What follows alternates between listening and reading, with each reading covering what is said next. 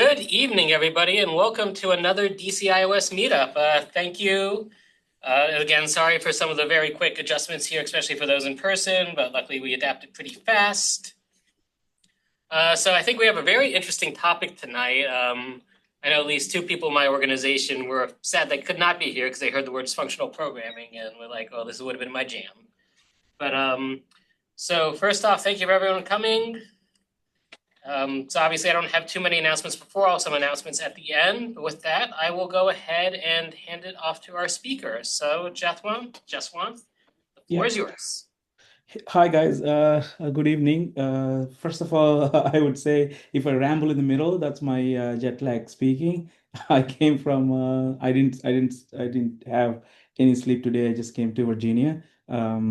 Okay, so I'm a lead iOS engineer, working for Rocket. I've been working on iOS applications, developing, leading, and architecting them from more than 10 years now.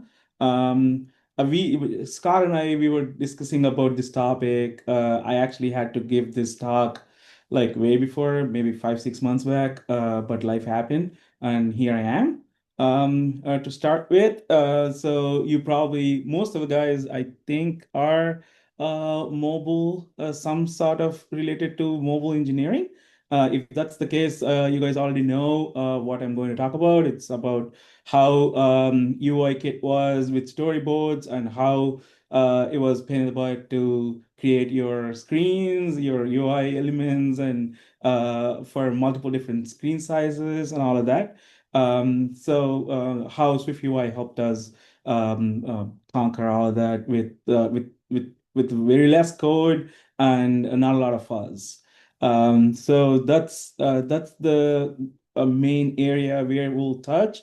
So basically, showcasing how UI kit was, what are some pain points, what the engineers used to do with size classes, auto layouts, and then a little better version with stack views, and now with SwiftUI, with declarative and functional programming, creating views on multiple devices and multiple screen sizes with single code base. So, oops, I can't go to next. Okay. So yeah, some of the pain points, like I already discussed and touched a little bit. Auto layouting, it was a hell. I hated it. I don't know how many people liked auto layouting with complex constraints, and then your size classes, configuring them for different devices, different orientations. After all of this, when you're working in bigger teams, who are some of them not even in the same country, when you merge it to the Git, that's a lot of merge conflicts if you're working on the same feature and same UI. Apart from that, the reusability factor was little to none. There were very good engineers who used to do actually try to reuse or how much ever they can, yeah, especially if the applications start working, are creating their apps with all code, no storyboard, to actually reuse and make their apps better performance during those days. I mean, I often ended up with UI logic splitting between storyboards, nib files. Yes, I am older, nib files, and then the code duplication and the maintenance was even harder.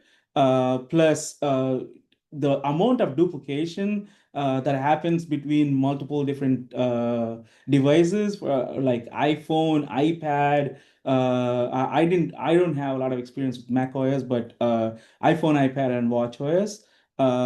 It increases complexity, and every time we need to re-render the UI for a small change or a minor tweak, you gotta wait for this compile and runtime cycles. That's also major frustration sometimes to get the work done faster. Uh, s- the I think I covered almost all the pain points with older UI kit. If I miss something, we can come back again. But yeah, Swift UI, it's super simple. You know exactly what you're doing. You rather let Swift UI.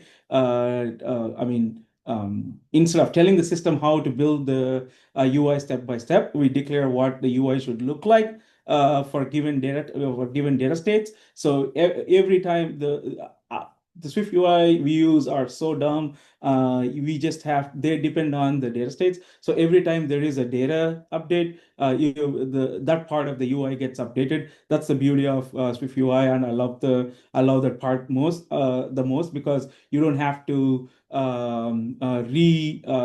do this compile and run cycle for all the parts of the view that's not rendered or not changed at all. Also, SwiftUI automatically keeps UI in sync with data. There will be single source of truth. No more manual state updates. You don't have to worry about error prone or bugs creeping up on your view states. It works seamlessly across different devices, no size classes. Most of the code that we write would work for iPhone, iPad, and macOS with small variations. The orientations also is not a big deal at all. So you do all of this with a very less code when you compare to what you have to do with UIKit. And the crazy part about I mean the best part about Swift UI I like is how you can combine the power of Swift and Swift UI together using the functional Swift functional capability programming capabilities. It lets us write clean, reusable. I stress the word reusable because now we actually have components built out like plain components not related to your particular view, your particular feature or everything. So the controls, the buttons, the labels, everything are white labeled, and we have our own frameworks and libraries created on top of SwiftUI. As these are all struct views, you can reuse them easily. And the testability also is very, very easy because the code is separate from the UI. UI code is super separate from your business logic, and then you can UI test and unit test them super easily. So live previews is another one where you don't have to literally like run the app and compile, go through these compile and run cycles every time again and again. You can see it happen while you're working. That's actually super cool, I feel like. Yeah, so basically it lets the engineer developer knows what exactly he's trying to build and how it looks on multiple different devices. You don't even have to like stop what you're doing and then wait to run the app. Uh, yeah, so yeah, modern language features enhance UI development experience. Seamless integration with Swift code base and different frameworks also is a breeze. One leg down when I started working in Swift UI back 3 4 years back, the way they cut off operating systems, so you can't have if you have users using older operating systems, it's not very ideal for any product to have all your Swift UI screens because it's not compatible. But it's getting better. There now most of users are with the Swift UI operating system enabled devices. Have operating system enabled devices, so now it's becoming better. The other thing that I felt like okay, it's premature is navigation in SwiftUI was really painful when I started working. It keeps getting better every year. hopefully it gets to a place where you don't have to worry about navigations, especially when you still have your app, which has UIKit code base and then SwiftUI code base, which most of the apps have. That's that. Yeah, declarative versus imperative. I tried to put a code snippet. I don't know if I can share it now. Basically, I just created a button. So what it does is it's just a simple button. When you do it in UIKit, basically you have to add that button. You have to set your title, your background color, and then you have to add target. And if you have the selector for a touch up inside or anything, you have to do that, and then you add to the view as a sub view. On top of it, after doing all of that, you have to start working on your auto layout constraints. It becomes verbose for a simple task that used to make engineers take a long time to build UI. This is just a small UI element that the engineer is trying to build. But what if the UI becomes really, really complex, and there are so many dynamic elements on the UI that has to happen after a data task, after a background task or something? Then it becomes really, really difficult and very verbose. The files become longer, even for the apps who used to do all code, no storyboards at all. So I wish I could have put the image here instead of the wording, but I'm trying to explain as much as I can. In Swift UI, you just tell, okay, button, you open parentheses, you have your title, and then with a little bit of how you declare its style in a constraints chain of modifiers. You use modifiers in Swift UI. You don't need to worry about your layout constraints or even writing it explicitly. So that's a small example. I wish I could have put the code snippet here. Yeah, like I was saying, multiple device support is basically one UI, multiple different screens. With SwiftUI, you write once and it adapts to any device, iPhone, iPad, or Mac. The environment lets you detect the size class and tweak UI easily. It eliminates duplication, one, reduce bugs, two, and then you can have your own reusable components everywhere in the app that makes it easily testable, and then you'll have consistency throughout the app. So no matter what the screen size is, or the device type is, or the orientation is. Yeah, to achieve this, some of the things, we use environmental modifiers. One example is horizontal size class. It lets your UI to build UI easily on iPhone versus an iPad. Yeah, it also detects device compatible and adjust interface accordingly. You don't have to do or put any extra code in it. Yeah, sharing single code base is a big win for any applications which has multiple different devices. And then it also reduces the amount of time you develop for a view, for a screen, or for a feature. That makes teams really, really effective, and more throughput every iteration, or every PI, or whatever the company does. Uh, yeah. So how Swift UI is, basically you get a lot of testability boost because Swift UI are structs and value types. You can easily instantiate and test in isolation. So your UI logic in code is separate. You can write your unit test against your views and then your business logic together. SwiftUI composable nature encourages breaking UI into small reusable views, reducing duplication, errors, and then combined with Swift's emphasis on immutability and functional programming. This actually makes the app maintain easier and then evolve and create beautiful and then even very um, uh, how do I put it? Like uh, very intuitive views.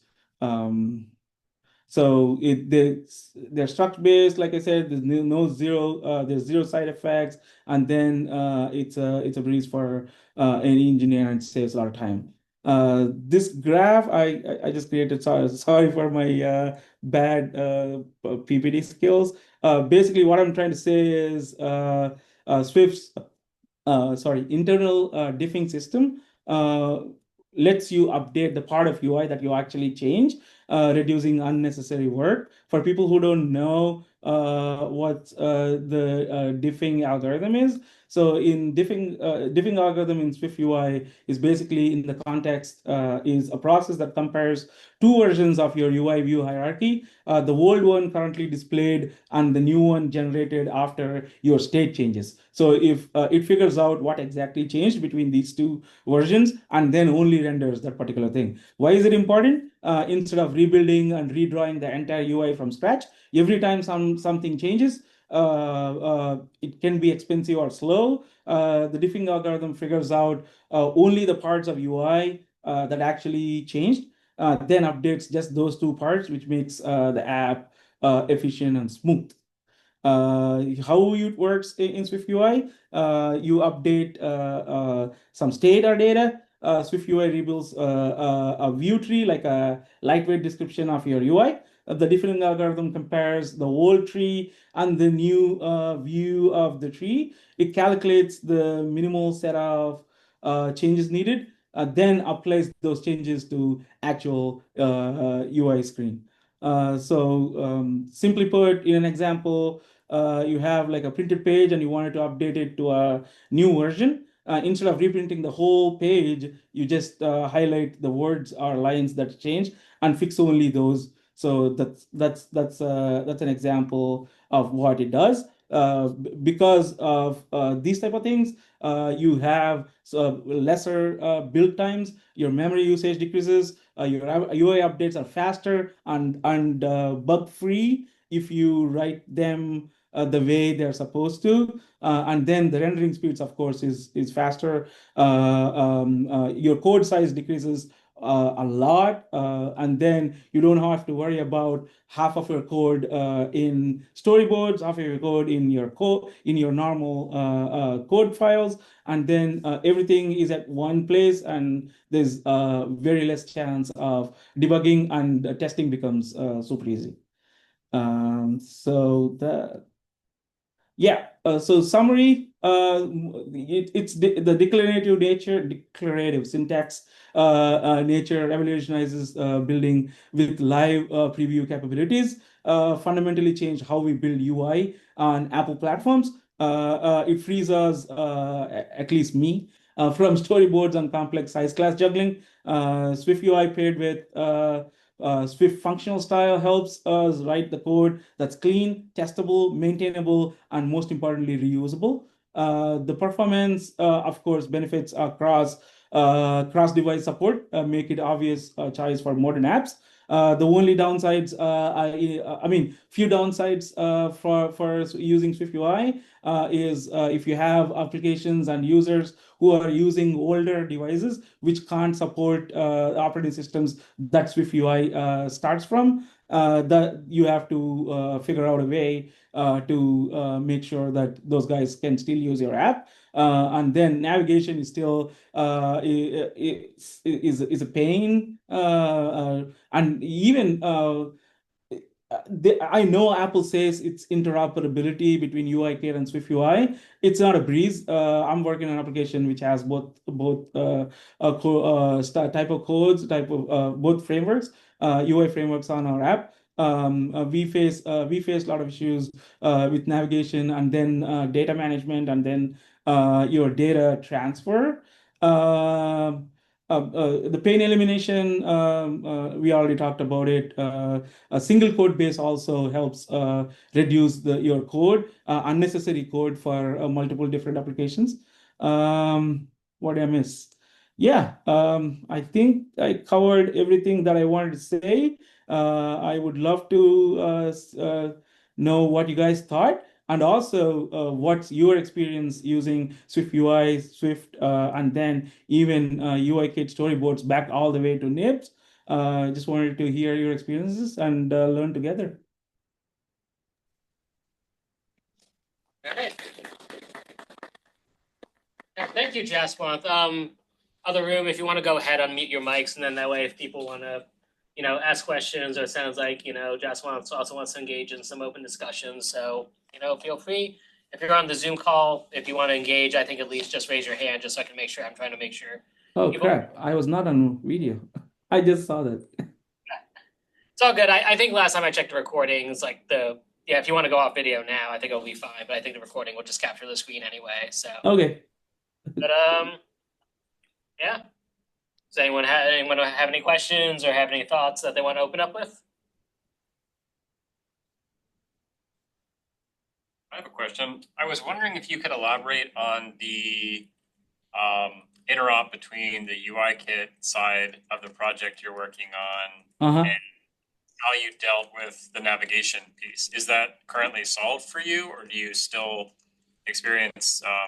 It's not cleaner. So basically, what we do is we have a navigation stack. So every time we have UIKit navigation, and then we try to start, like, let's say you're building a Swift UI screen. You know how you get a navigation bar and then another navigation bar because Swift UI is trying to put in a new navigation bar. I try to ask SwiftUI, hey, don't do that. But then it creates like a black empty space. So the rendering is bad. So now I basically have to, every time when it tries to render, I have to like completely come off the UIKit navigation stack and then try to like create new one. I'm trying to figure out a better way of solving it. I think one of our engineers said he found a solution, but that's where we are at. And yeah, if you guys know a solution, I would love to hear that. We make that work, but it's not clean. Thank you.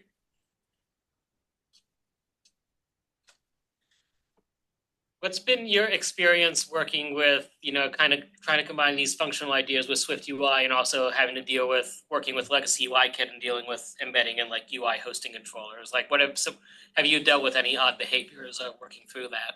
Yeah, the UI hosting controllers is what exactly I said. So all the Swift UI views are hosted on UI hosting controller for us. The art behavior, definitely navigation, and then when you try to carry forward data into multiple screens, and then you journey back to other screens, I would love to have a better solution. I try to do protocol oriented programming for that data. Sometimes it doesn't it doesn't understand the context even when you send the data. And then when you're trying to write your view model, you just have to carry some of the properties and variables. That's not necessary, I feel like. So those are a few challenges I had using both UIKit and then SwiftUI in the same project. Is there anything you miss about UIKit?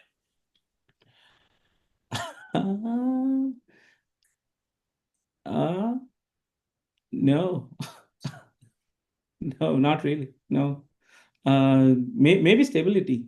It's more mature. It's I hope UIKit would become more stable like Swift UI. Apart from that, the way it renders and everything, I like everything about Swift UI than UIKit. The stability and how it can cater everyone without thinking about any drawbacks is the one thing I miss about UIKit. Yeah, I definitely don't miss creating IB outlets. Who remembers back in the days when IB Interface Builder was a separate app? Biggest advantage there is we don't have to worry about merging two different people working on the UI, merging through Git. Yeah. Storyboards was a disaster. It was- Yes. I mean, that's why. So when I worked in Nike, so they had this strict principle, no storyboards, because I think for their Nike Training Club, I don't know how many people know Nike Training Club. It's a very huge application which has millions of users every day. So they, I think it was 2012, maybe even earlier. They were using storyboards, and then because of some of things, because of these merge conflicts with storyboards, they had a big money loss because of some of the things got lost, and then some of the features that make money on their app got lost in these merge conflicts. They had the strict rule of no storyboards. They do everything in code. Oh God, I still remember writing all the constraints on code. Yeah, for all those reasons, I don't miss UIKit. No. Like, worst merge of all time. Yeah. Okay, so kind of, thinking about, where we've gone and where we're going with SwiftUI, what have your been experiences kind of looking at, using, first observable object and now going to like observation? Like how have you seen that evolve and like, some of the performance benefits and also functional programming benefits of using those newer macros? It's I feel like it's like whenever they come up with these macros and then even modifiers, they're making it better. They're making it easily usable. Every time there is an update on the Swift UI in this aspect, they're trying to make it as easy for the engineer and also not verbose at the same time. I like that aspect of it. I feel like uh, if the documentation, every keynote, they have a lot of things now, and most of the things not every engineer can't attend to. If they can make that better, the usage and adaptation will be faster with these macros, and then the understanding of this would become better too. So I feel like there's a lot coming up every year. And then once you try to learn those, adapt them, and most of the things, most of their functional programming updates that's coming up on every keynote, it's big. Because of the rapid pace, and now with all this vibe coding and Gen A usage, not many people are grasping the major concepts and then trying to do the work, then understand it. I feel like that's the drawback with these things, but it's very rapid. If there is a place where you can literally, apart from the Apple documentation is really good, place where you can go and learn about these updates, and then if there like that, if we have little more time between these updates, it'd be easier for adaptation for every application on these macros that's coming up. Cool. Anyone else have any questions? All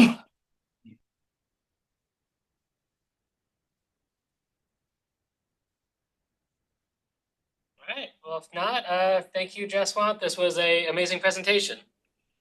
I tried my best. I wanted to do live coding. Maybe next time when I submit, I'll do live. Not make it boring.